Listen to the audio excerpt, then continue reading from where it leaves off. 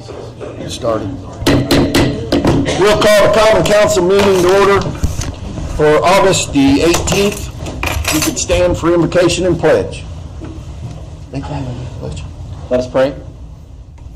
Father, we're thankful for the opportunity to be here tonight. And pray that you'd watch over us as we take care of the city's business. We pray for our mayor and our department heads. We pray that you would continue to bless them. We pray for our safety officers. We're thinking especially now of the folks in Missouri. We pray for what's going on in their community. We pray that all folks will find peace and will be able to work through the situation and be able to resolve it and in a positive, calm manner. We pray that you would continue to bless Jeffersonville. Thank you for blessing us, and we pray that we would continue to move our city forward. In Jesus' name we pray. Amen. Amen. I pledge allegiance to the flag of the United States of America and to the republic for which it stands, one nation, under God, indivisible, with liberty and justice for all. Roll call, please. Councilperson Smith. Present. Councilperson Payne. Here. Councilperson Sellers. Here. Council Vice President Gill. Here. Council President Julius. Here. Councilperson Glover. Here. Councilperson Owen. Here. Councilperson Samuel. Here. Let the record reflect 8 council members present, councilperson Sestavny absent. Minutes to be approved. If there are no changes, I'll make a motion to approve. I'll second. Any other discussion? Seeing none, we'll take a vote. All those in favor? Aye. All those opposed? Approval of the agenda. Do we have any changes? I just had a quick question. On number 1, under unfinished business, we split that table. I thought, Matt, did you not make a motion and it was seconded to pass that on first reading? That was passed on the first reading, correct? On 8/4/14. If there are no other additions or corrections, make a motion to approve the agenda. Second. Anything else? All those in favor? Aye. All those opposed? Claims to be approved.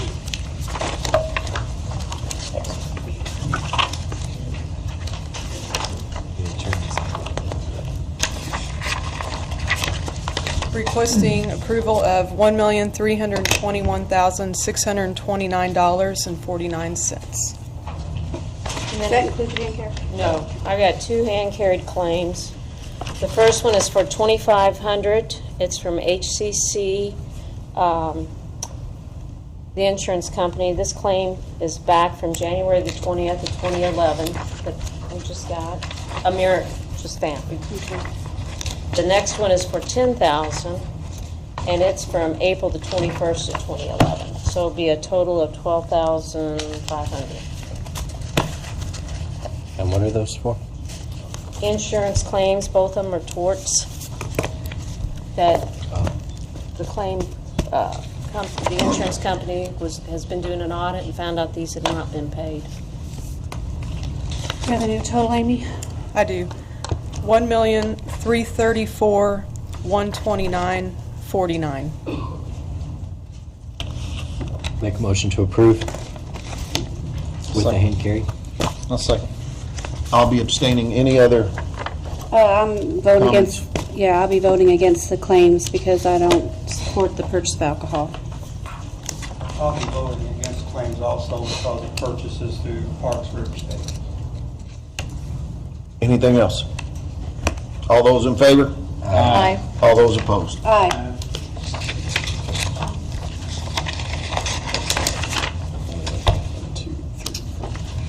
Report of the clerk, recognition of Patty Rush. I saw Patty a minute ago. Yeah, she's here.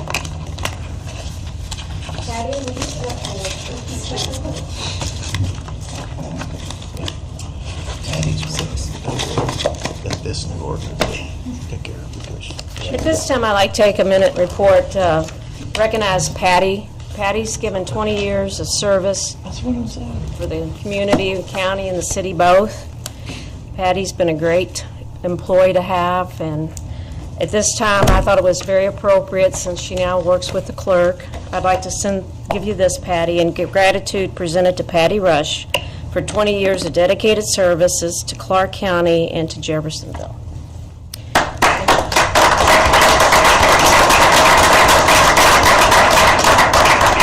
And then I have a personal gift I'd like to give to you, Patty. It's a 4-leaf clover. My birthday. I know it. So, thank you, sweetie. Thank you for all you've done for us, Patty. Thank you. I got a box if you want the box.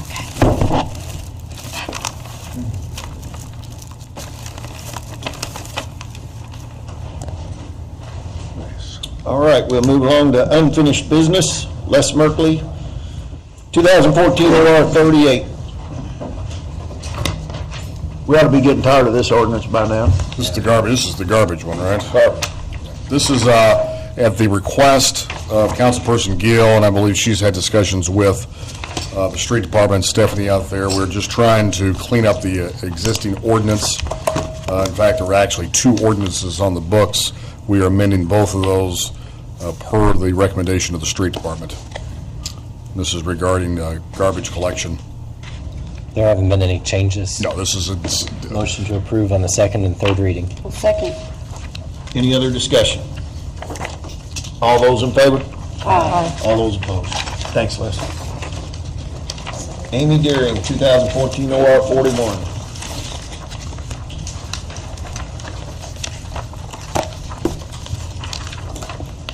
Requesting approval of 2014 OR 41 on the second and third reading. So moved. Second. It's a public hearing. Oh, that's all right. We'll open a public hearing. Is anybody here to speak for or against this matter?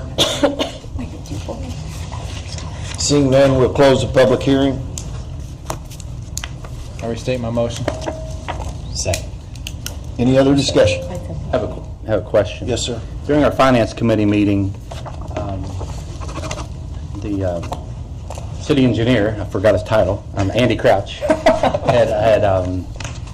we talked to him via telephone call, and he was kind of giving a little bit of an update on this. And he had mentioned that the sewer department would have, I believe he said $40,000 to apply to this, that he thought left over.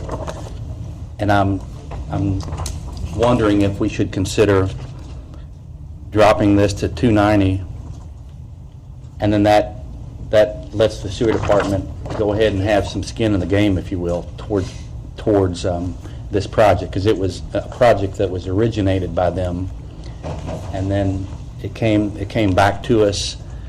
Somehow we were asked to pay for the balance of it, the project. Well, they already have their money in, though. It was already in the contractual part. The sewer board, the sewer money. For a part of the sewer, I agree. But also for part of the road replacement too, not to rush it, so. Okay. Because see, not to rush it, but there is a legal issue about using the sewer money for other improvements that was not part of a sewer project. Sewer rates can only be used for technically infrastructure related to a sewer project. So if this is additional infrastructure that was not part of the original one, you can't use sewer money for the non-sewer project. Did he, maybe I misheard him at the meeting, but did he not say they had $40,000 they could put towards this project? I thought he said that. If I misunderstood, I misunderstood. That's what I heard him I don't say. know. This is for the pavement that was. No, over this in is, the gutter? this is not for the pavement. This is for the curbing and for Right. the driveway, what is that called? Right. Asphalt. No, it's not the asphalt, it's the concrete, redoing their, yeah, it doesn't have to do with the paving on the road. We're This has to redoing do the- with drainage. Redoing the gutters or the curbs because of the pavement that was. But they're redoing the whole road, not Hey, just, Scott, let me They're ask you a paying for question. that. If they did have $40,000 that they were wanting to put towards this, couldn't we take that and put it in a non-reverting? Yeah, but I mean, that's news to me. I mean, about the last sewer board meeting, that was not said Yeah. at the sewer board meeting, so I just want to caution that, I mean, Andy, I don't think speaks for the sewer board. I hate for y'all to assume they're going to allocate $40,000. If they refuse to do it, then there could be a shortage once again. I'm not aware that the sewer board said they're going to allocate $40,000 for what is not already allocated in their current contract. Let's just leave it how it is, and then if they have it, we can... Stir it up, I'm just not aware of that, and I hate for assumptions that the sewer board is... If you can get us 40 grand from them, you get it, and we'll put it back in the line at 30. I think that's a great idea. Call the question. I do. Well, remember, this is the appropriation. I understand. So if something, even though you're approving that, if something happens where you don't have to spend the 40,000, if there is something after the fact, the school board has another 40,000, I'm just not aware of it. Right.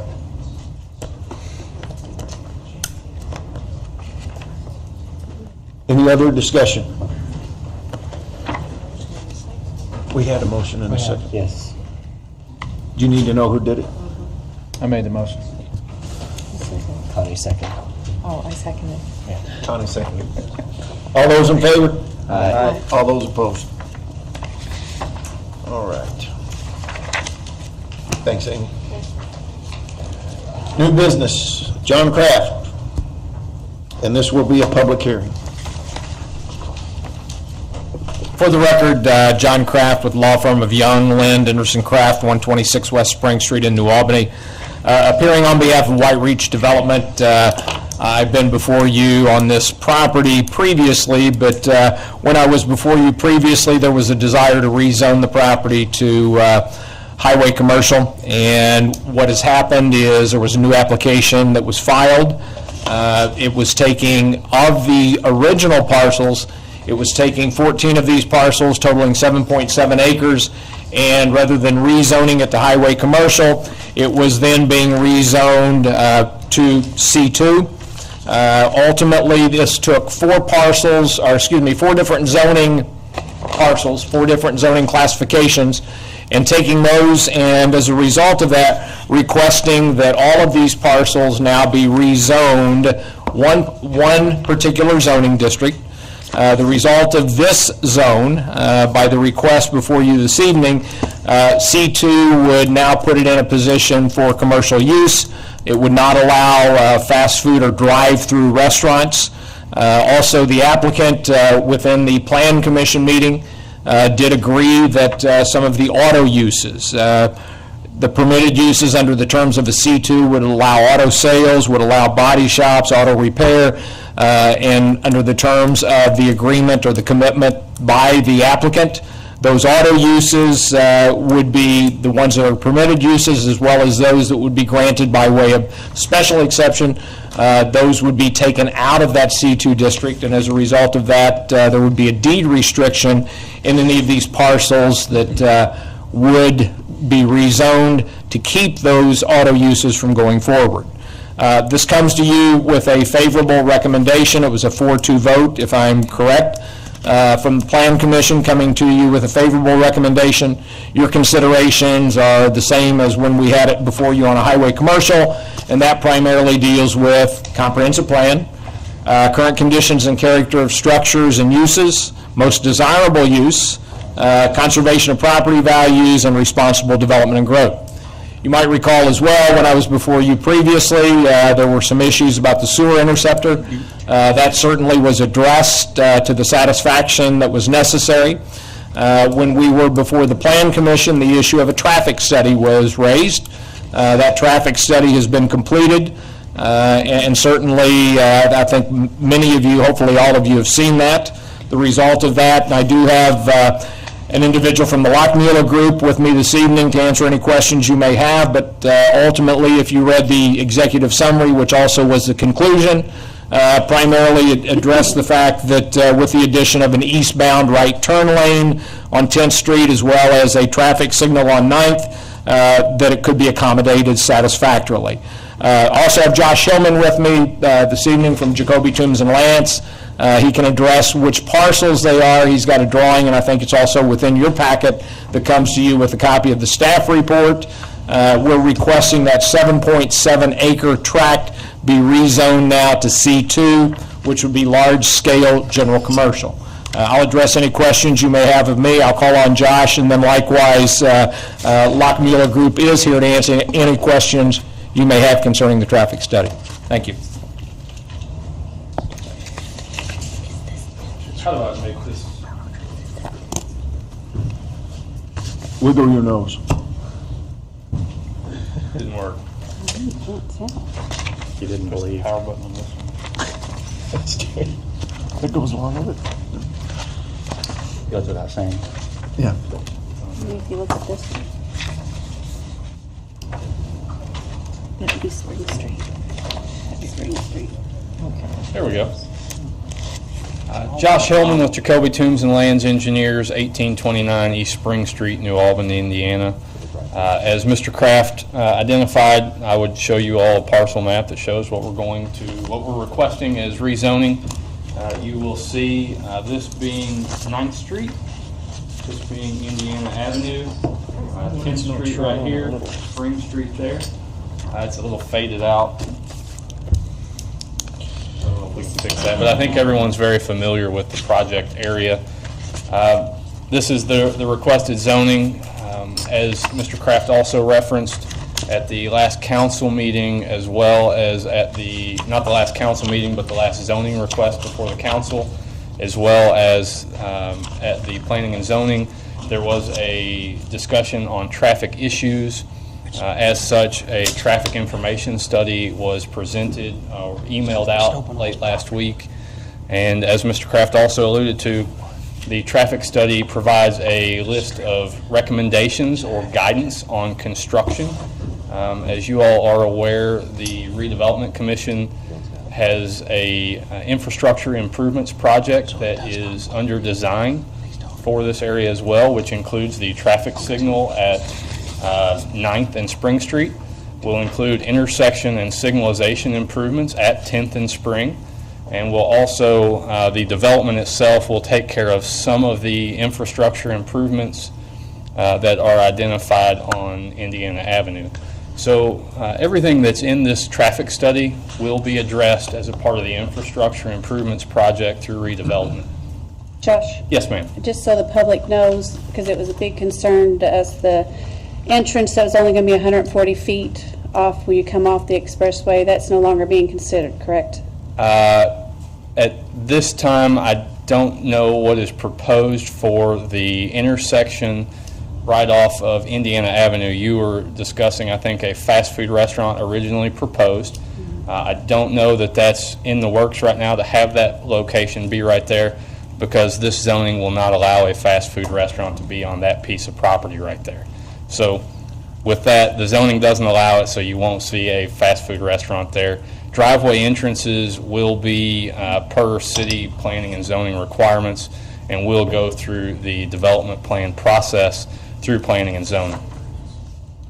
Scott, as our attorney, I know that we want to protect this property, and I know Les said that, I think Les wrote it up. Or have you had time to review this and to make sure that the developer, the group that wants to develop it, doesn't hold us hostage on this property if they can't get the money or get the bond? I mean, there are provisions, I did read the development agreement, there are provisions for what they call clawback provisions. Right. They don't meet certain conditions and certain contingencies where the property would be transferred back to the city.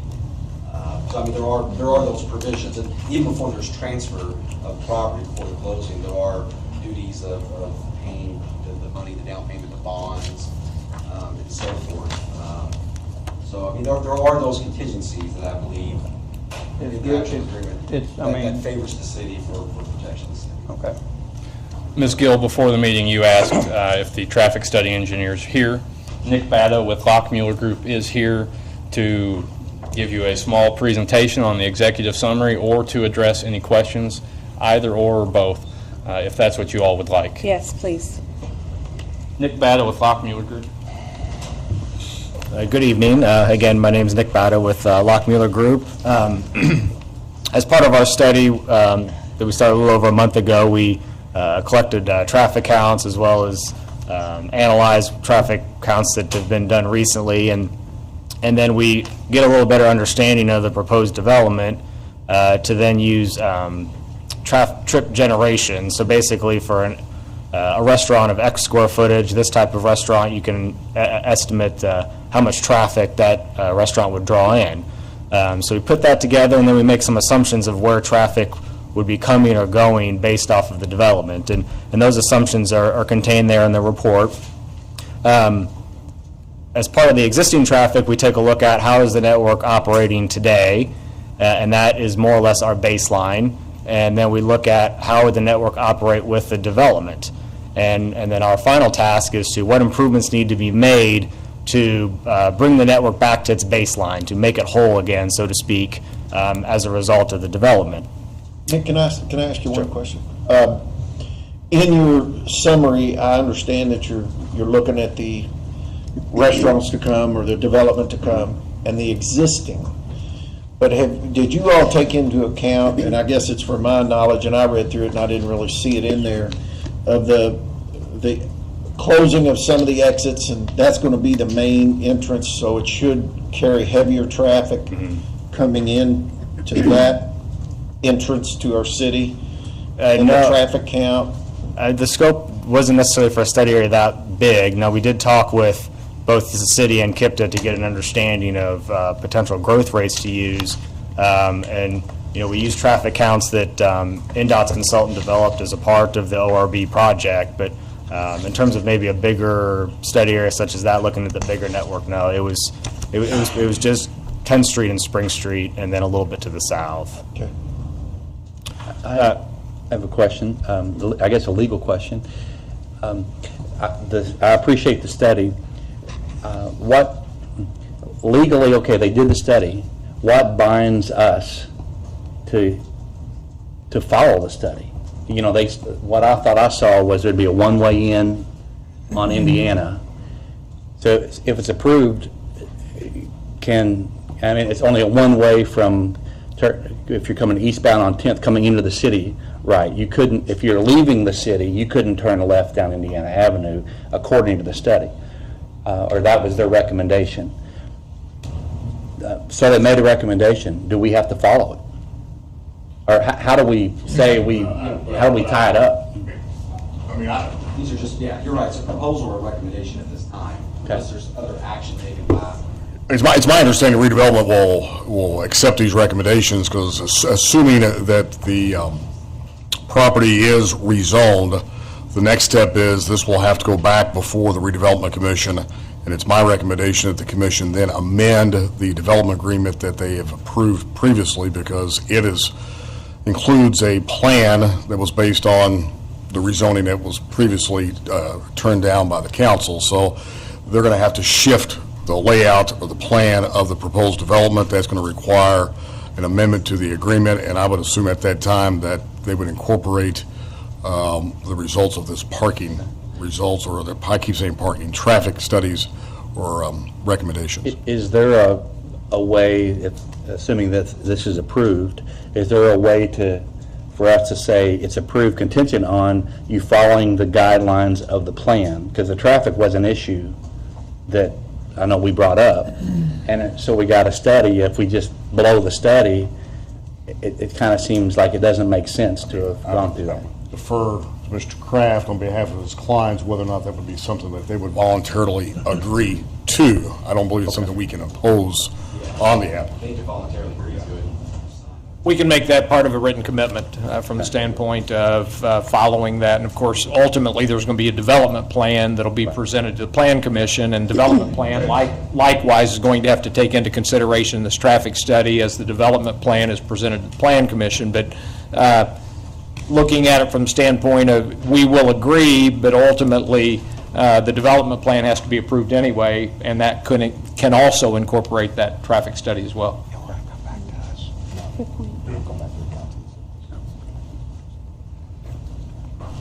Well, I'll kind of dive into a little bit then some of the proposals that we've recommended as a part of the study. A little bit. As you could probably guess, a lot of our attention was focused at 10th and Spring, both making sure that it could handle the additional traffic and then kind of get a better understanding of what to do with Indiana Avenue.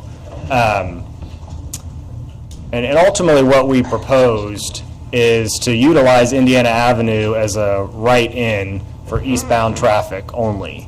This way, for traffic coming off the interstate looking to access the development, they can use that right turn lane onto Indiana Avenue and essentially bypass the 10th and Spring Street signals. We're projecting that's going to be about 100 cars per hour in the peak hour.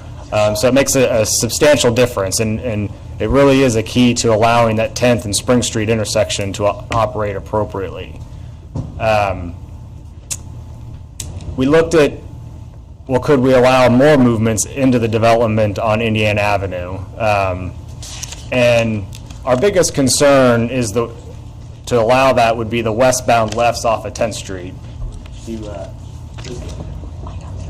So the westbound and then turning left into Indiana Avenue.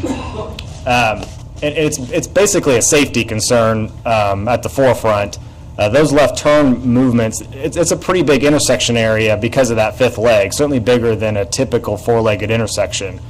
So those westbound lefts, if they're going to turn left into Indiana Avenue, they're going to need a bigger gap from that oncoming traffic than's typical. And that's complicated a little bit by the fact that cars are coming at a higher speed because they're coming off the interstate. So we had some rather significant safety concern there, and then, so that was the crux of the safety concern. So then the thought of, well, what if you have a left turn lane for left turn signal phase for that westbound movement only? So you get rid of the 5-ball head and you just allow left turners exclusively. That would alleviate the safety concern because obviously left turners then wouldn't have that opposing traffic to deal with. But the drawback is it really puts your operations at the signal at a deficient level because of the amount of time you would need to add to the signal cycle. And I forgot, the last big safety concern I had with that westbound left is because of the angle of the intersection, your sight distance can be blocked. I mean, it's happened to me all the time. I'm sure it's happened when you're sitting there, you're getting ready to turn left onto Spring, you got cars wanting to turn left on the Spring coming the other direction, and you're trying to look over those cars because you're looking back this way. So that's another safety concern. So at that point, we concluded we did not think that the Indiana Avenue approach should be open to any more incoming movements other than that eastbound right. The eastbound right has the benefit, like I said, of drawing those 100 vehicles out of the intersection. A secondary benefit is right now that 10th Street stop bar for that east leg is set back from the intersection pretty far because it's set back, it was drawn in with the thought being of Indiana Avenue open. If you close Indiana Avenue to all other movements besides that right, you can move the stop bar closer to the intersection. So you've now greatly reduced the amount of time it takes a vehicle to clear the intersection area. Almost cut it by 30%. And so that's less yellow time on your traffic signals. And a traffic signal with this amount of traffic volume, I mean, seconds really do count when you're talking about seconds every minute. So we saw some benefits to doing that, and then that right turn lane will help as well. So in addition to the eastbound right turn lane we're proposing for Indiana Avenue, that eastbound right turn lane would continue to Spring Street, so it would actually kind of function for both volumes, and those are required for that intersection to work at an acceptable level like it does today.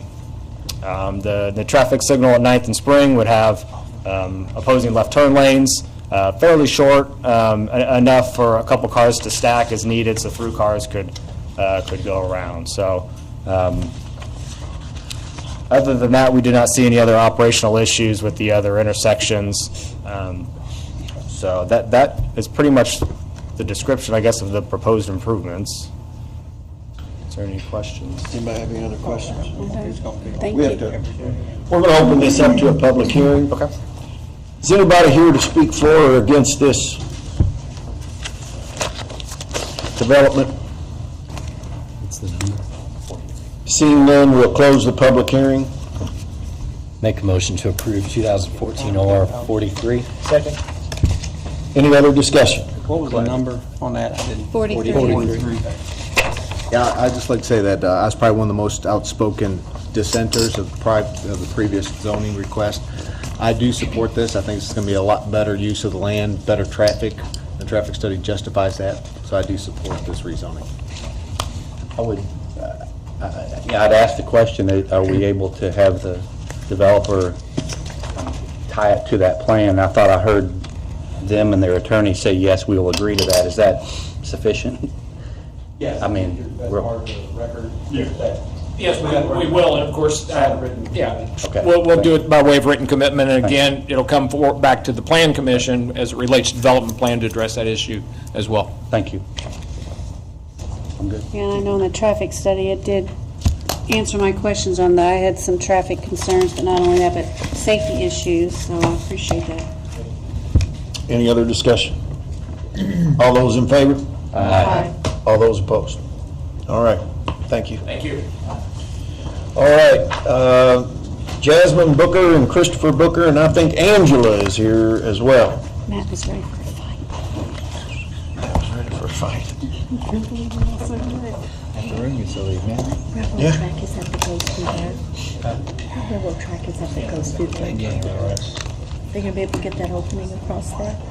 I will preface this by saying that the Bookers came into my office, I don't know, probably 2 weeks ago, They're not. and they gave me their presentation, asked if they could come in front of the council, so I put them on the agenda to let them expose their project to you guys. No, you wouldn't, I know. You got it there. So they'll have to go out. Oh, there it is. Because they won't be able to get. You already voted for it. I know, but I'm just saying. Okay. Vicki, I only gave him 10 minutes, so.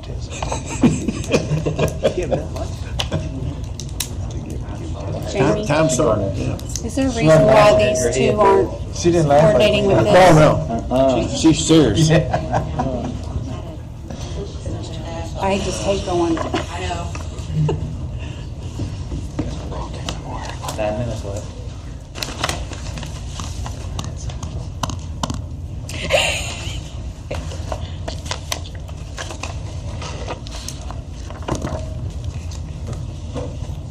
Would one of y'all want to start your? Yes, I'll go ahead and introduce you. As you all know, I'm Angela Jackson Brown with Give Global Interventions Ventures in Education. Jasmine Booker and her husband, Mr. Booker, are here today representing their organization, BAFL. BAFL is the Booker Organization Foundation of Autism Learning, and they will be doing a presentation to give you some more additional information as well as our plans. Our immediate plans and goals is to relocate the charter school, BAFL, Booker Autism Learning Center here in Jeffersonville. I'll give you Jasmine Where's the Booker. charter school now? Oh, okay. It's work in progress. Ladies and gentlemen, good afternoon. Thank you for seeing me. My name is Jasmine. Jasmine, can you Use the stand up? microphone. Use this too.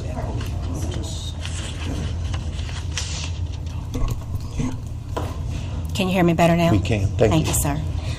Like Ms. Angela said, my name is Jasmine Booker. I'm with Booker Autism Foundation of Learning Incorporated. Our home office is located in Louisville, Kentucky, off of 455 South 4th Street, the Muhammad Ali location. It's the Starks building there.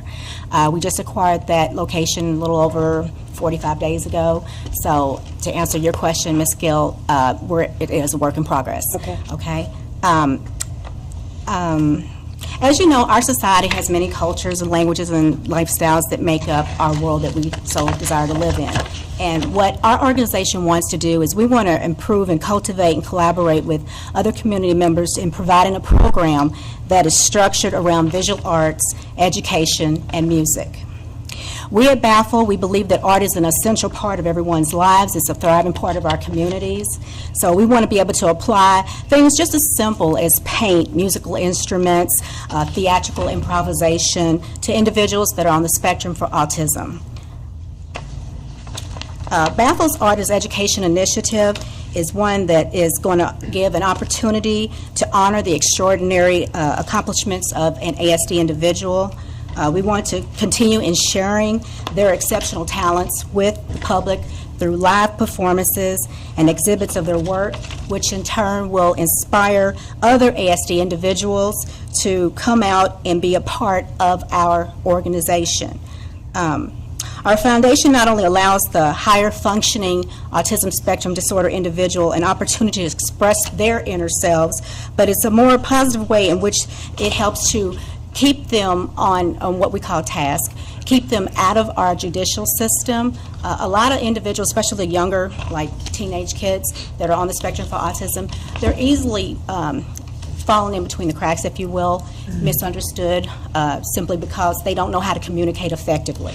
And that's one of the biggest problems that is global. It's not something that's just, local.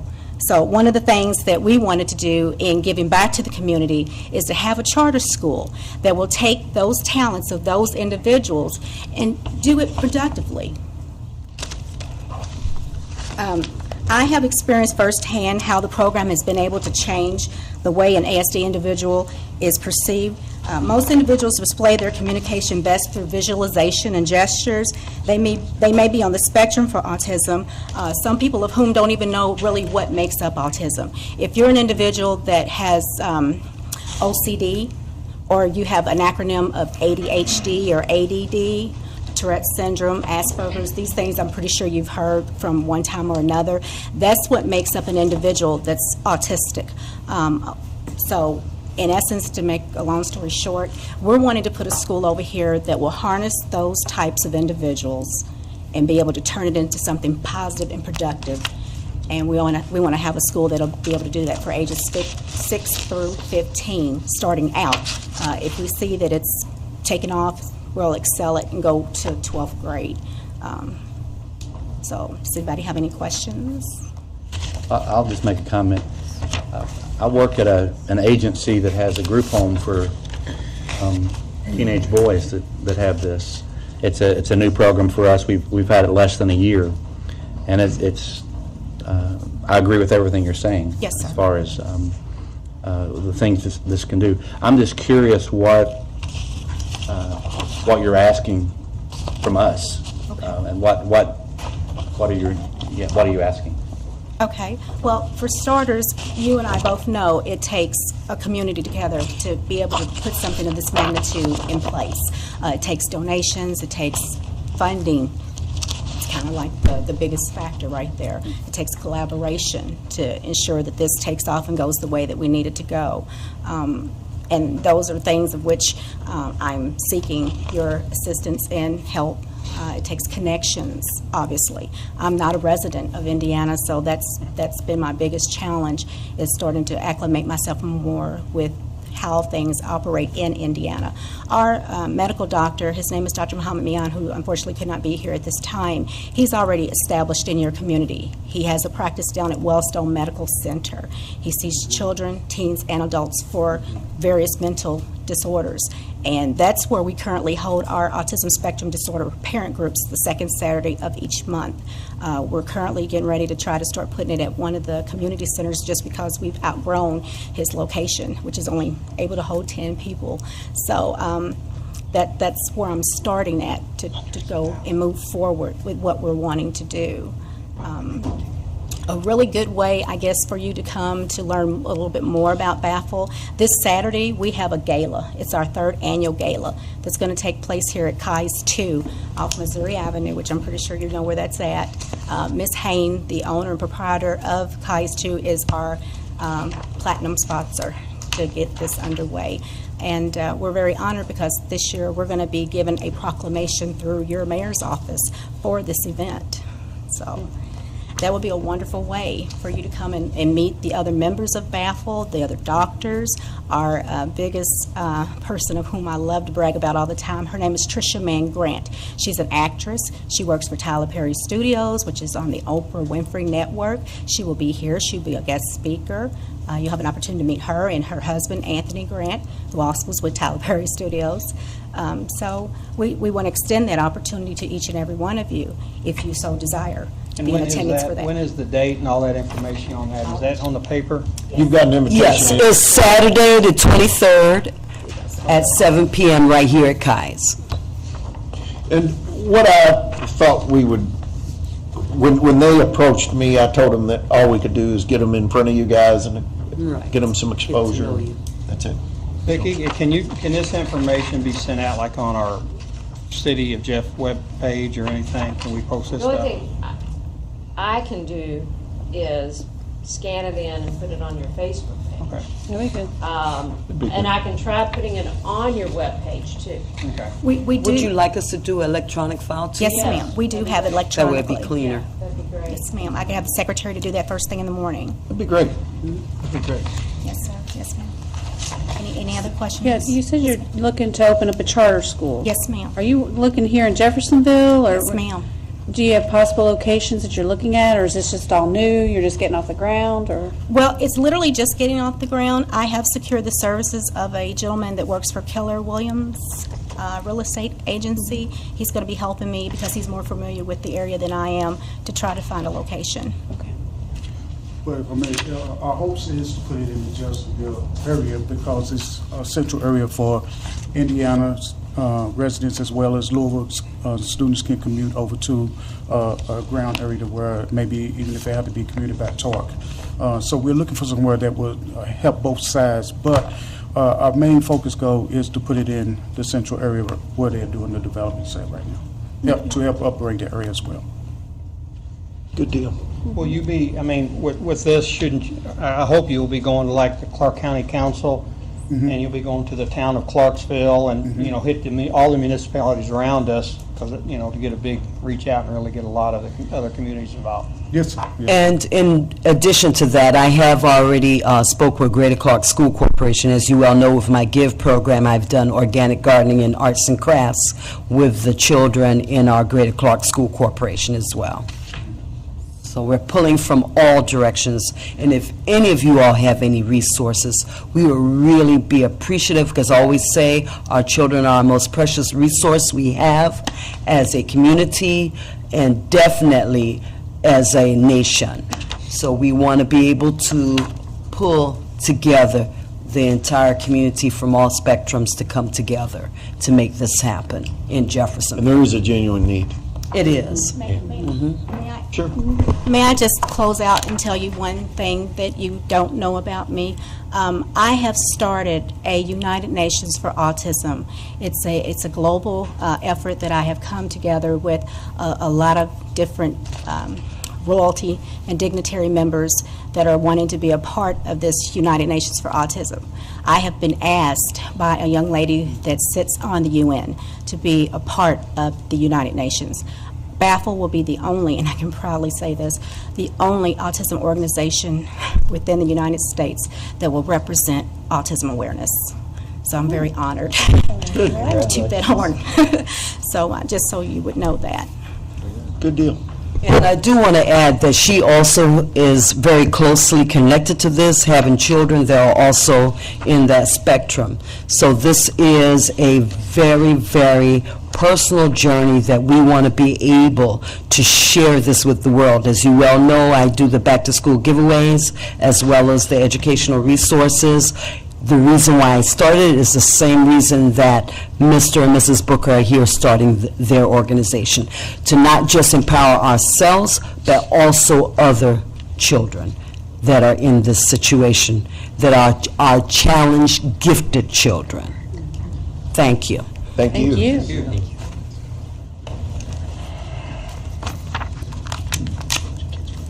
All right, Mr. Merkley.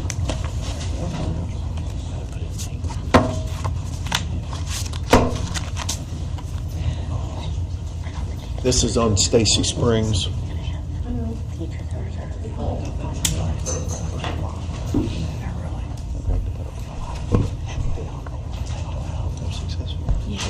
This is a rezoning ordinance that comes to you from the Planning Commission. The petitioner is Bob Lynn, and he's represented by Greg Pfeiffer, and Greg has pictures, so I'm just going to let him handle it, so.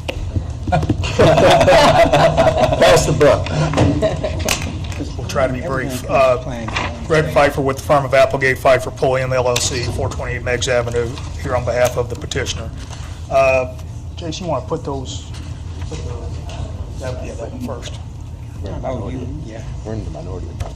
Stacy Springs was annexed into the city of Jeffersonville with the annexation that was initially adopted in 2007, so I'm not sure what the effective date of that was. but prior to that had received a subdivision plat approval from the county. Property runs all the way from Stacy Road on 62 all the way almost to Bethany Road, or a good part of it. So it's one of the larger subdivisions that is platted for southern Indiana area. When it was platted, you can see the lots back here. Here's Highway 62 out here. It was platted with commercial lots on the road frontage. Somehow when it came in, this property, well, this block of this property didn't get zoned, well, it was zoned, all of this was zoned R3. Whereas in fact, it was intended that would be zoned commercial as well. This was obviously, had lots placed on it, so it was changed R3.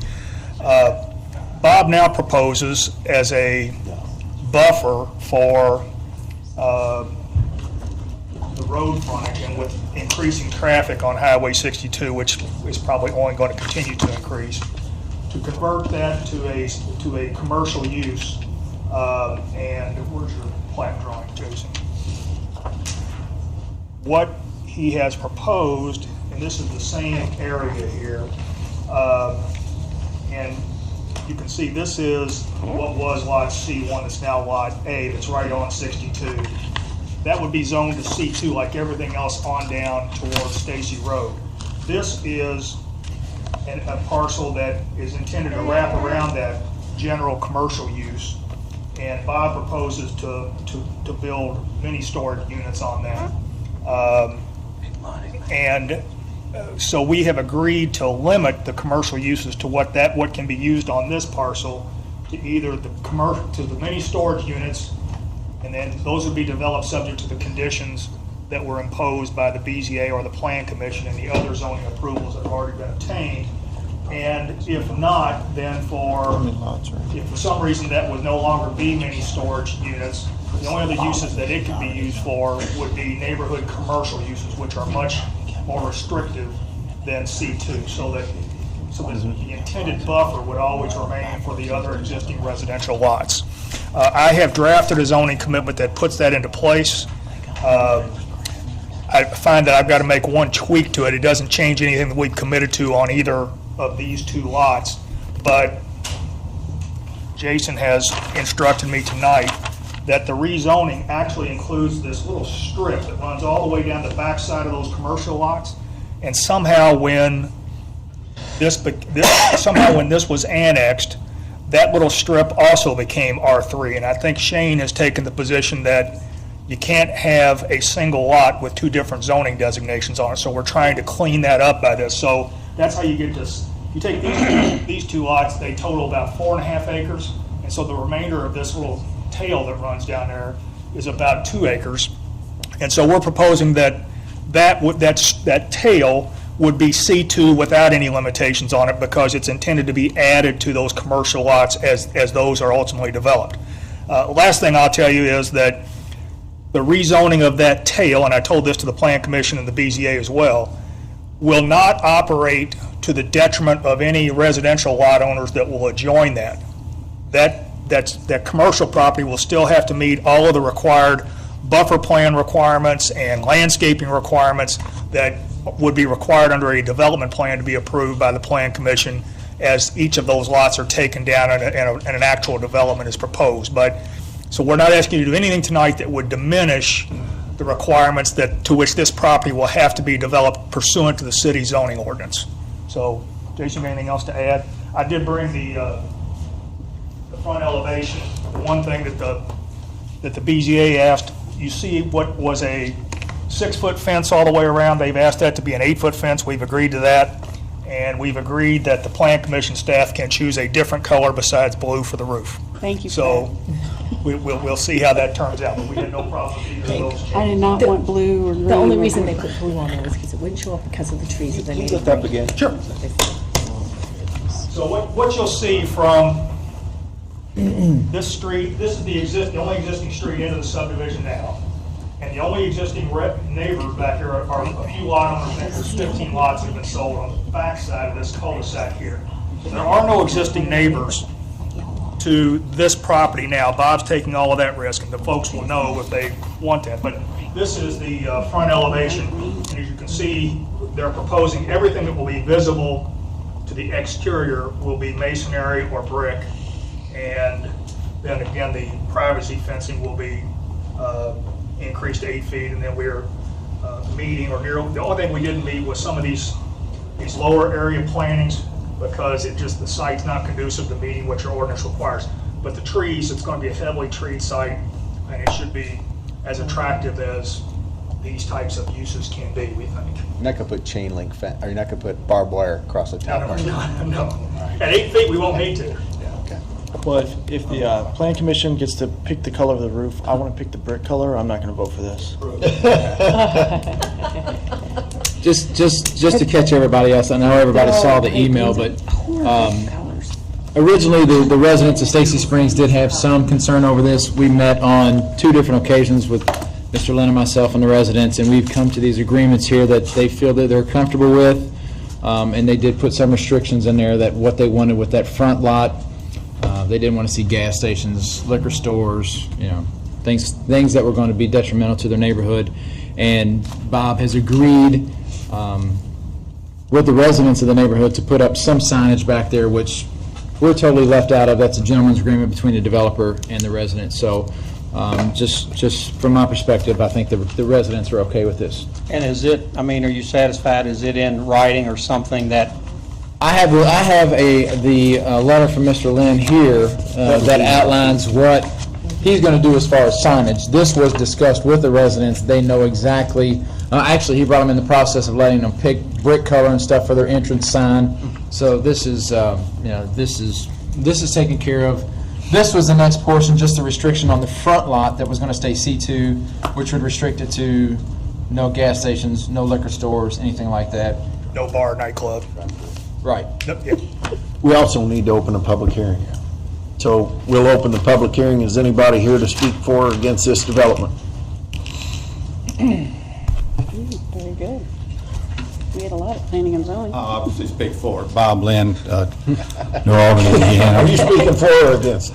Against it. I just want to thank Brian Glover for his direct involvement in convincing me that we needed to do a little bit of homework in advance, but we had already done quite a bit. We actually had 75% of our residents already knowledgeable about this before we even proposed it. And he wanted to take it a step further to really address a few objectors who really, at first broach, wouldn't give me a forum even to talk to them, so he opened that door.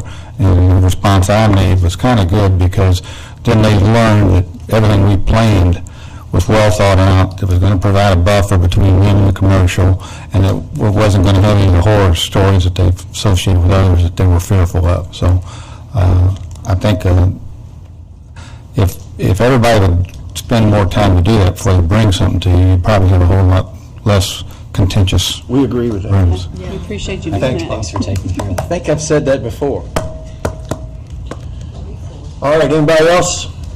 All right, we'll close the public hearing. Motion to approve 2014 OR 44. I'll second. Any other discussion? All those in favor? Aye. All those opposed? Thank you. Okay.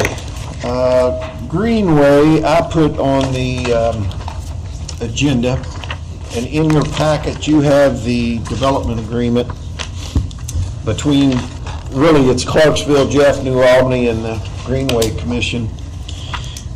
And one of the reasons we had this brought up, Les, what do you think, a year ago, maybe? Probably close to years. And we didn't act on it. And we now have a committee that I actually sent to the Greenway Commission because they want to put a monument up. So I wanted to revisit this and open some discussion, see if we can't get it passed, so that, at some point, the Greenway Commission, I guess it was the last meeting, came in and made a presentation to us. My question to them was, who's going to maintain this? Well, we're always going to maintain it because it's our property. We're just kind of giving them jurisdiction. And as you read through this, one of the main purposes of this is to keep everything to look the same, congenial in Clarksville, Jeff, and New Albany throughout the Greenway. So Have any of the other city or towns, or are we the first I don't to know, address Les, this? do you have any idea? I'm not aware of anyone else. I've seen they have. I thought she said they had me with the last one. I'd spoken with Scott Lewis. I'll let him speak in just a moment, but this is in conflict with an ordinance we have already regarding our Public Arts Commission, and I'm sure something can be tweaked to maybe work that out between them, some way, shape, or form. I don't know, but I'd ask Scott about that, and if you can just comment on that, Scott. Or, Yeah, you asked me, how does this, you asked me if the council adopts this, how would that affect the current process or procedure in place pursuant to the ordinance that we passed a couple of years ago on the Public Arts Commission? And I sent an email back to Nathan saying that I do believe that this directly conflicts with that, because by adopting this particular proposal or policy about the Ohio Rural Development Commission designating that property along the Greenway or within the Greenway, you're giving all those decisions regarding public art to this committee of the Ohio River Greenway Development Commission. So right now the policy is that any public art on city-owned property goes through the Public Art Commission. The only thing that it looked like to me, Nathan, because I looked at that as well, it would only affect the Greenway area. It wouldn't affect all the other parks. It wouldn't affect any other. It's Basically just from Riverside Drive to the river. right, right. So And I think their logic behind it was just so everything's consistent. exactly. Whether it be here. That's true, it would just be the area defined as the Greenway. That's exactly But Nathan right. asked me, it would If- exclude the Public Art Commission. I guess my thing is- Unless, not to interrupt Nathan, unless the Ohio River Greenway Development Commission would agree to revise this in some way to maybe incorporate or include somehow the Public Art Commission if so desired, involved in the process, I don't know. And I think that would be appropriate. I mean, if we have the Public Art Commission, is set up to make decisions on these things within the city limits, we don't want there to be a certain standard in the entire city except down here, and somebody else is going to decide what it's like down here. I agree. Where all of our visitors are, that's a major attraction for. Well, is that something that probably the groups need to get together and see what can be worked out before we make any I think so. any action on this? I think it'll be a simple communication, simple fix, just to kind of agree to work with each other or whatever. I suspect anything they would want to put there probably would be fine. But I also think that I know Jeffersonville is unique. We're different than Clarksville. We want to be different, and we're certainly different than New Albany. And I would like to have a little flair in Jeff that maybe New Albany or Clarksville may not choose to have, and to have a group from another city tell us what they're going to put in on our riverfront. Even though I suspect it'll be fine, I still would like to have some control, and I think we could work it out. I don't think it's like it's something that we cannot at all. The only thing that I would like to do is keep this ball rolling, because you have someone that is aggressively trying to put something down there. Sure. And you hate for them to keep hitting roadblocks. Right. Because of something that we're not following through with. For example, the way we have it now is if we approve something, the Public Art Commission, we approve it, and it's in an historical part of town, well, they also need to get some approval from the historical folks. Sure. So there's kind of precedence already. And we can move it. I tell you, when you first go into Clarksville, across from the ice cream shop or in that area, they got that big, huge sign, Greenway sign or something. I don't know if you've seen that. I wouldn't want that on Fort and Riverside Drive. I mean, it's I don't even know if it fit our siding ordinance, but what I'm saying is, it's a huge sign. And I wouldn't want it on Clark or Ford or Spring and Riverside Drive, so I would hope that. Is that something you would reach out to Yep. David Boom or somebody? I'll move it forward, yeah. Okay, great. Good deal. Wonderful. Okay, the next one is, Les is on there, and it's the longevity of city employees. And I actually brought, it was the handbook, I guess, to Les. And we have had some question about some language on longevity, and I was just really trying to clean it up. Yeah, basically, the only change that's being proposed is in Section 3, of the ordinance, of the existing ordinance. The prior ordinance was at best vague, and one could argue that it contradicted itself in Section 3 as to what was, how we were going to determine the longevity and when the longevity was going to be paid in the event that employment was severed. As it currently reads, basically, it's for the entire year. And what we're proposing is, which Scott pointed out, I believe this is how the county does it, is that it would be on a prorated share. So basically, Section 3 would read the longevity, going on to the next paragraph, effective as of January 2014, longevity shall be based upon actual time worked in the event that employment is severed prior to the end of the calendar year. If employment is severed prior to the end of the calendar year, the longevity shall be prorated based upon the number of pay periods worked. And I believe that addresses the concern that has been out there, and it's been floating out there for quite some time, and I think we're just trying to clear this up. Motion approved on first and second reading, 2014 OR 45. Second. Any other discussion? I do have a question, Mr. Merkley. In 2012, I believe it was, did the city change its policy on new hires receiving longevity, new hires don't receive longevity? That's correct. Yeah, And this doesn't do anything to change? Just not doing anything, this only affects the This people who, previously. yes, yeah, which that number is getting smaller every year. Yes. Pretty soon, this can be taken completely out of the handbook. Right. Any other? Real quick on the handbook, I think it's one of We are in the process of, we've been in the process for quite some time of rewriting the handbook, and we will be hopefully finalizing that here in the next couple of weeks, and we'll get you all a draft of that. We've been working with an outside employment firm, Kim and I, and trying to clean up the one that we have, which is not the best document. Will that have to go before the The financial, any portion that deals with fiscal would come before the council. That would, So, couldn't change.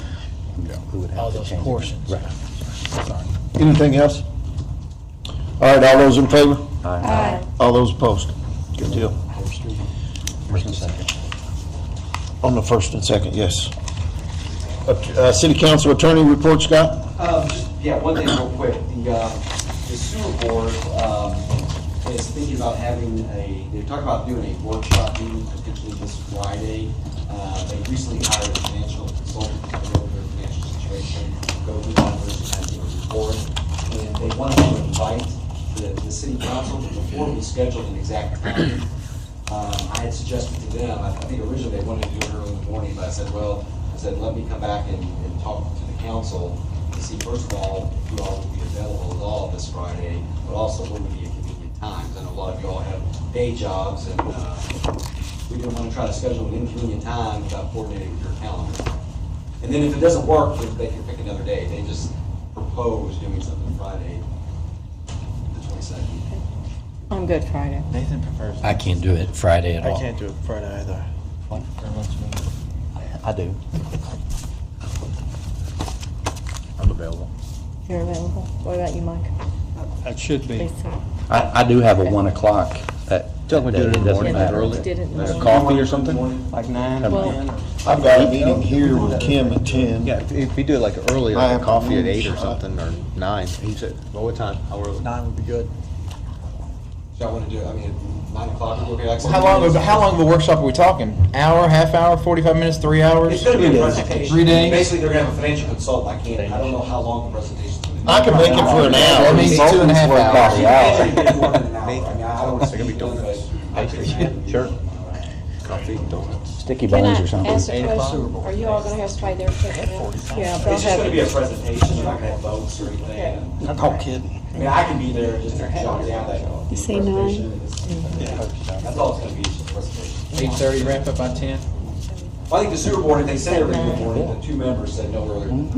Yeah. 9 o'clock. Well, the people are coming from Indy as well, Yeah, they're so. coming from in and out. I'll take minutes. I think it would be 9 at the earliest, but then, I said, before we commit to 9, I wanted to run that by you guys to see if there was a better time. 9 o'clock, and we're all leaving at 10. Yep.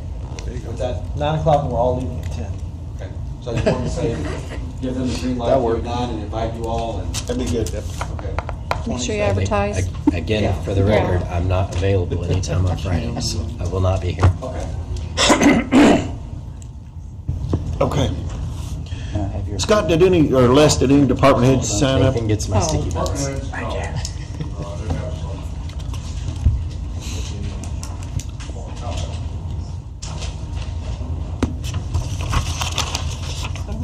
Public comment, somebody signed up for public comment?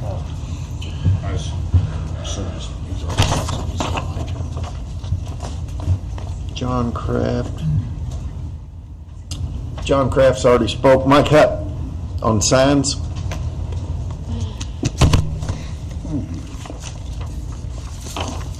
I'm here tonight to ask the council to consider having Scott work on a sign ordinance for Jeff, revising the one that we've got maybe.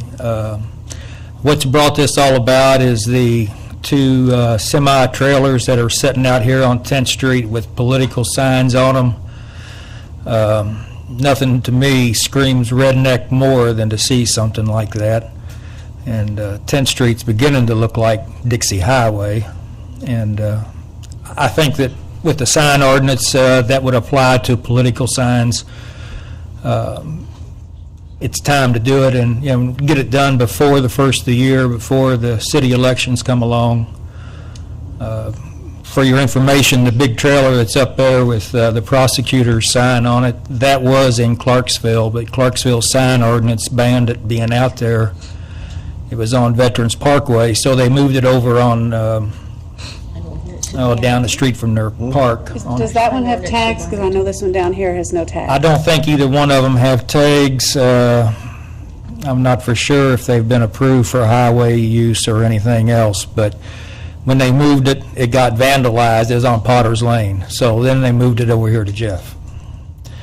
But Clarksville sign ordinance limits political signs to no more than 16 square feet, which is half of a 4x8 sheet of plywood. And that's plenty big enough to get your name out there, to get recognition for whatever. We're bound to have a sign ordinance.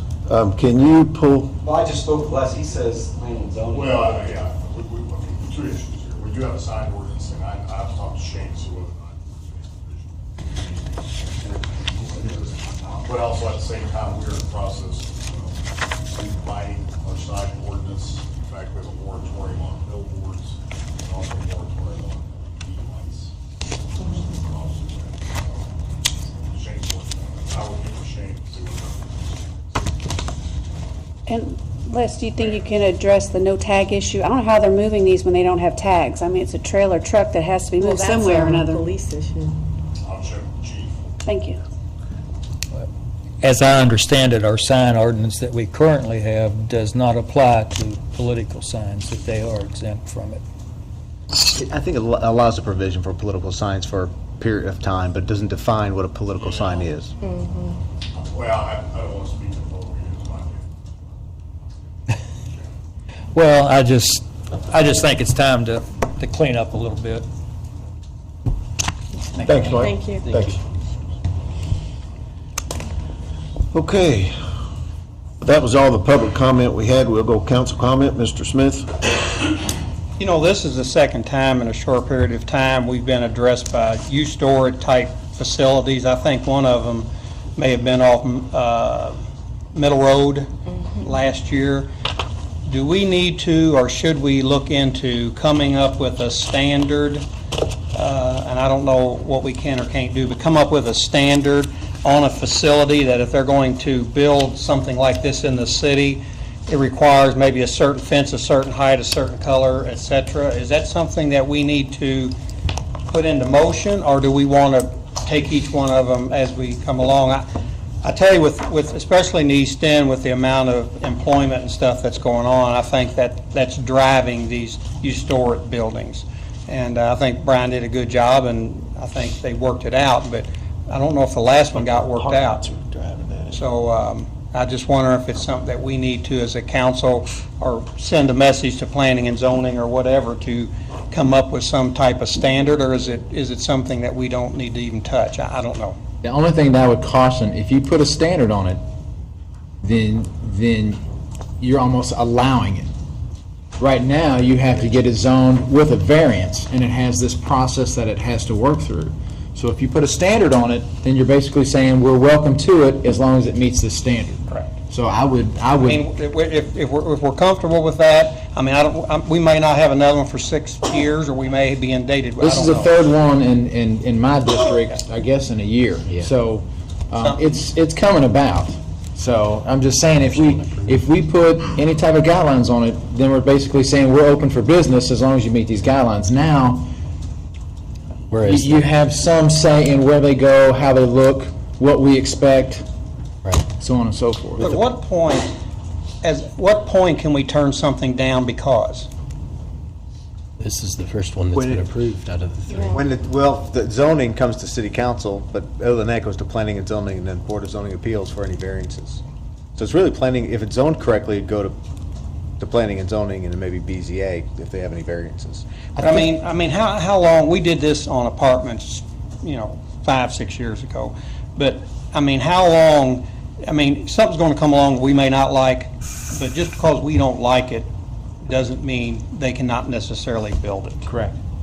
And all I'm just thinking is that if we put a standard in, it's something to think about, that I think they've got the brick and the, facing the residents and all that. Well, that's going to be a nice looking, from the picture's going to be a nice looking building that the neighbors are going to see. And I didn't know if maybe it's just something for us to think about, but I don't. I think it would depend on where the building is. I mean, I don't think you can make one standard for each one, because one might be out in the middle of the, I want to say reuse authority, but that's not what it's called anymore, but River Ridge, and they wouldn't have to have the brick. It would be something, but I know the height is already mandated by our zoning ordinance.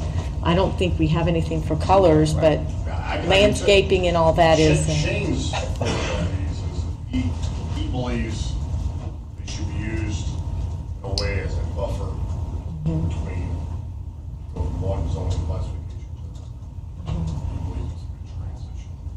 And if you looked at this one, that's exactly what it was, because the lots that were zoned R3 would have been built up against Highway 62.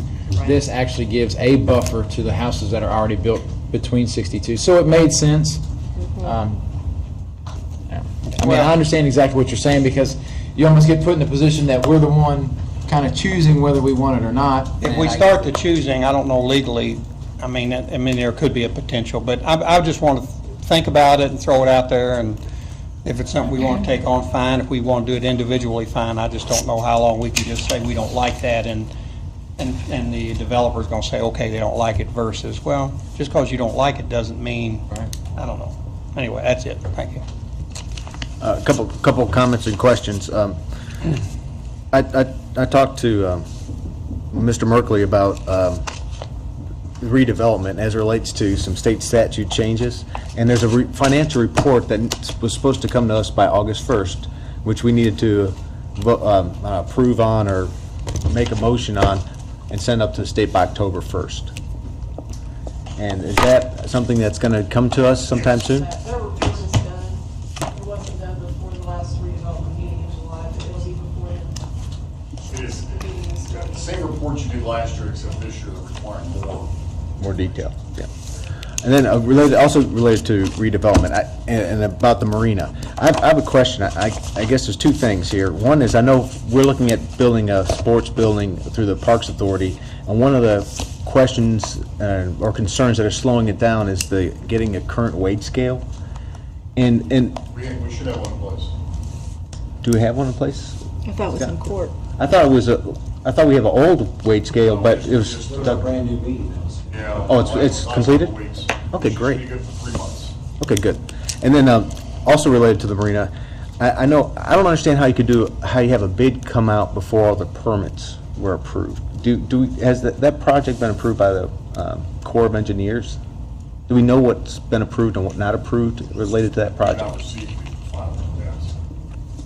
Obviously, there's a lot of other issues right now, so. Yeah. It just Was there for that? seems strange to get that, to actually get a number and get a bid when. Well, Yes, it was a contingency. The thought was we wouldn't lose construction time. Go ahead, because we're fairly certain, based on the comments that we've received, that would be granted, so we didn't lose any time. And the bid is contingent on receiving the permits. So it wasn't that unusual. But now we're in this whole other issue.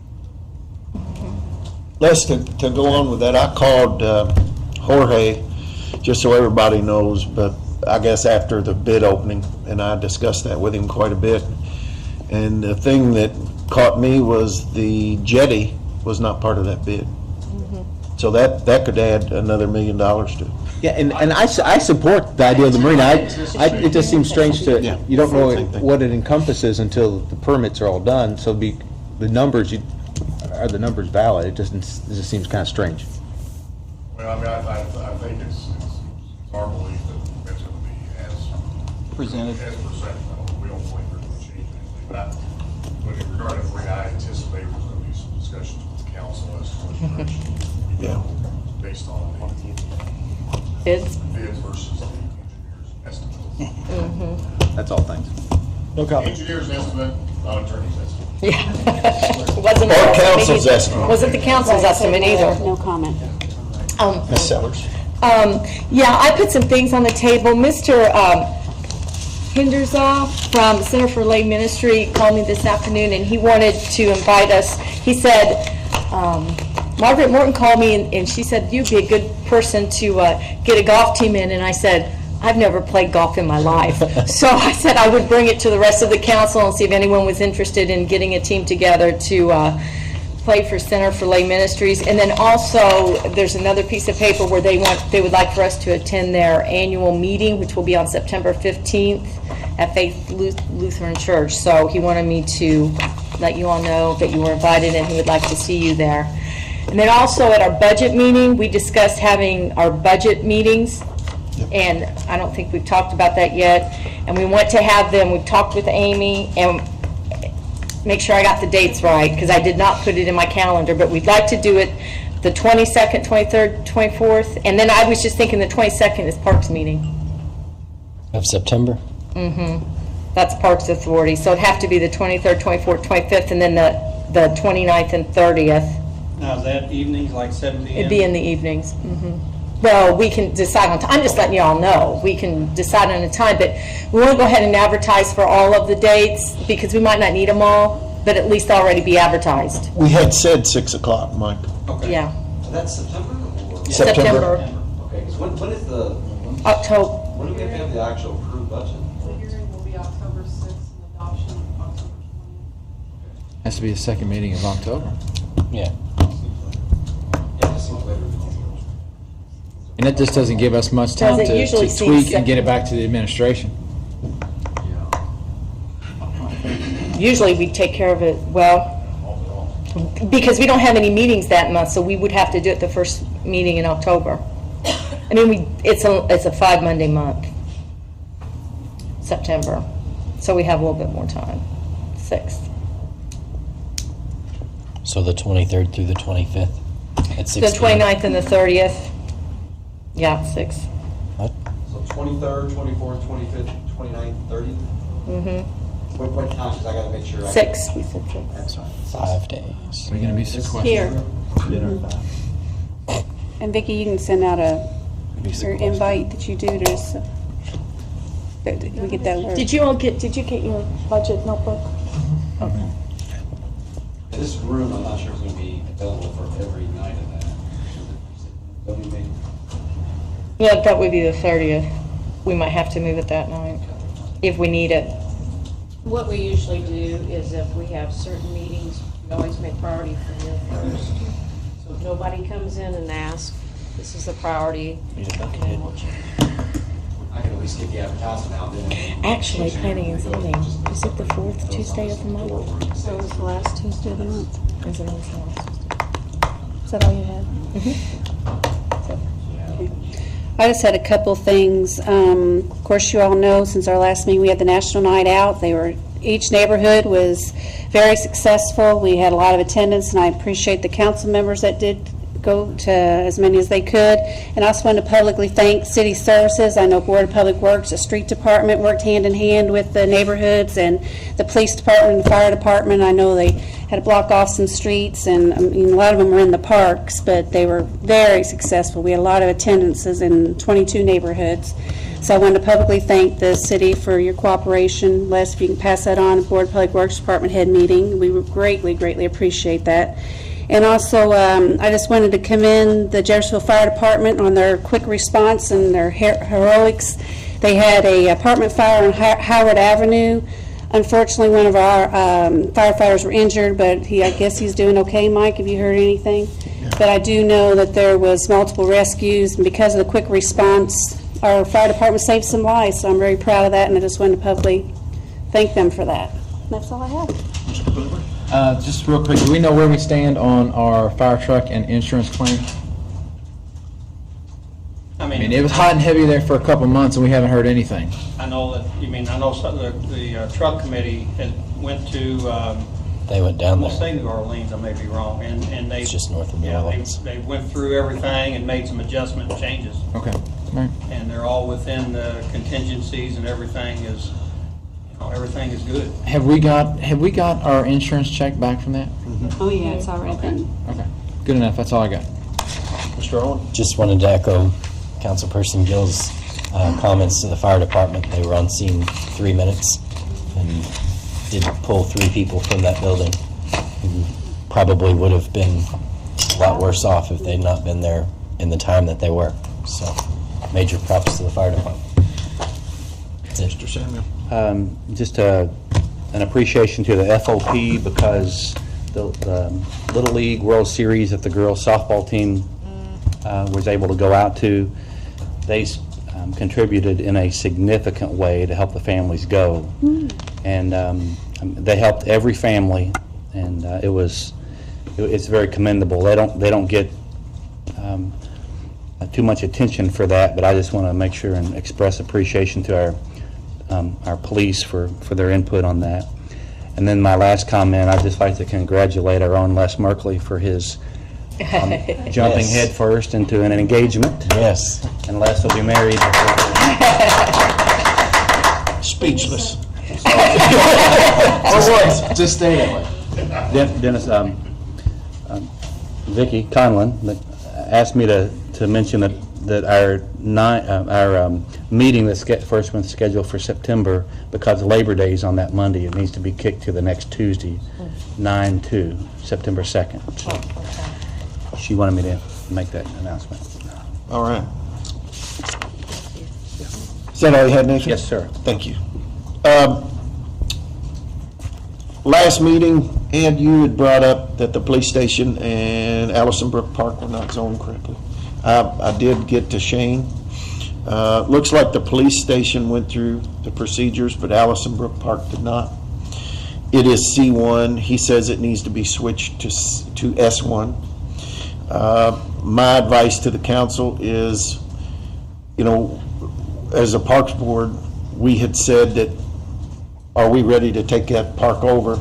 And we're not, doesn't sound like, until it meets our standards. And redevelopment should have to go through the process to change the zoning, in my opinion. But I say we ask redevelopment formally to go back through and rezone the park. And the other thing I was going to say is we probably should, a couple of us that sit on the Parks Committee, and you being the president, it'd be more your call, but we should go through the park and put the criteria together before we accept it, what we want. I think Big Four Station's the same way, too. I do too. I do too. I don't think that's done appropriately. I didn't ask on that. And I asked Shane about the 3, and he's the one that told me, he didn't look it up, he said, I don't think any of them are. He goes, maybe the police station, Yeah. but I don't think any of them are. Yeah. So, anyway, we might take that up and put that on the agenda for the next Parks Board. And it's just not the zoning. What should happen next is go to planning and zoning to do a development plan like these developers are. And that's the discovery period for everybody, the neighbors and the council, to say, okay, here's what we plan on doing with the land.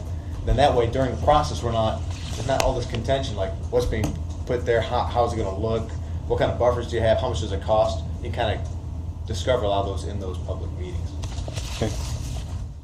All right, before the meeting today, Elizabeth had asked if she could get a packet prior to the meeting emailed to her. And I said I would ask. Can't see why not. Okay. No. Your wish is granted. The All only right. thing is, I did tell her it is a draft. Yeah. Yeah. Things can It can change change. in that, so it's just strictly a draft. I think You all the approve the issue that agenda. I would have is with the media, they're welcome to all of that, but there is sensitive information when we have tax abatements, Elizabeth, so. Oh, that's taking, that's, yeah. Yeah. Do that The anyway. meeting packet itself is a public record, so that's. Yeah, okay. The only other thing I was gonna say, last week, I did 2 ride-alongs with the police, and pretty eye-opening experience, to say the least, but then I'm still here, only had to tackle 6 people. But the police department was very accommodating, and I really appreciate that, and it was a good experience. So, to that, I thank you. All right, anything else? Did you have a report of the clerk? Already did it. No, you didn't. We did that. Who did you write to? Who did you write to? Makowski and Justin Salisbury. Okay. I read this. With who? Just for the record, you can have The guy who has the dog. Oh, Denver? Denver. I'm putting it on the record. Ahead of time. And then they had to. My attendance rating is not. I'm part of the guys. It's just. But I wanted to make sure that you got a chance to meet Miss Jasmine. How are you, Miss Jasmine? You know what, I'll be honest with you, my wife, when you said a lot of those, Mexican droppers. well, spectrum disorders, things like that, especially Asperger's, my wife is a master's level social worker. She owns ADI Case Management, and she does case management for adults who require. So, but what's interesting about is a lot of them, when they were young, they thought that they may have had ADHD or ADD or even autism, but they found out they were more Asperger's, which is 2 different things under Kentucky Medicaid law. I'm probably going. So when you said I got some stuff. Kelsey's leaving Thursday, and I gotta get some stuff packed that she can't do. I'm gonna call Vicki and see where she is. Why not? I'll guess she can come down to eat food. I don't, she might still be at 300 Springs. I'm gonna call her. Okay. Ed's going. Ed's going? Yeah. Oh, No, Ed's going to Boom Boomba's because of the ball game. But it's going to be so crowded out there, I don't want to wait that long. Yeah. Very much for showing up. So we're just going out there, get a little something. For a few minutes, get a drink, something, Coke or something. She don't have to eat. You're welcome. Well, I'm hungry, I'm just exhausted. Oh, yeah. Well, come on down and get a little something. We won't, that's why we're going there.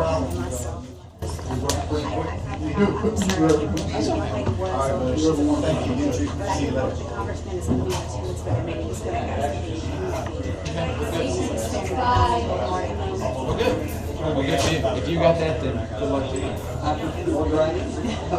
Well, it was great to meet you. I think it sounds like a great opportunity, so appreciate it. I just newly came in.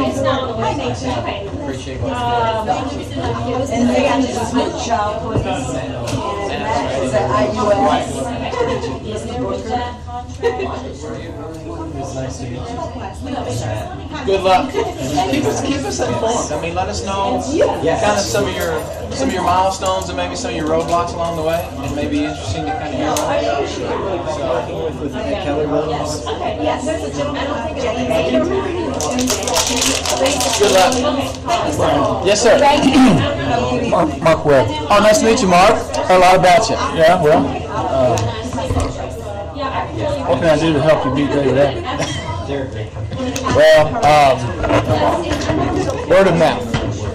Word of mouth is always best. Word of mouth is always best. That's the biggest thing. You know, a lot of people would say, well, I need money to run a campaign. Well, you do, but, you know, word of mouth and an upstanding person in a community that says, hey, Brian does a great job, or Brian would do a great job here, means more than, you know, more than a check or more than something like that. So word of mouth, sign locations, if you got a place to put up a sign, great, but other than that, just, spread the word. We'll be out working hard these last couple of months, so, and I've, it's funny, I know there's probably, I know of 1, 2, 3, I've been looking for your signs, I haven't seen any. Well, I won't put any up. I won't put any up till probably middle September. I mean, we'll put up bigger signs in middle September, and your yard signs. I mean, any place you read, they tell you after about 30 days they kind of lose their effectiveness. So a lot of people will get them out now, and I wait till about 30, 45 days before the election, and then I just hit it hard. So that's a work with the council. So that's kind of what I'm sticking to this year. But now, where do you live? District 6. Okay, but I mean, where in District 6? Saddle Ridge. Okay. Okay. I'm in the first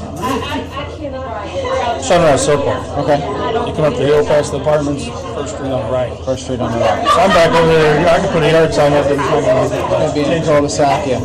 Well, it's similar to a cul-de-sac. It's the main cut goes through, and then it's two views. It makes a continuous circle. There's not a whole lot of traffic back there, but. So how do you plan on getting out and campaigning? Well,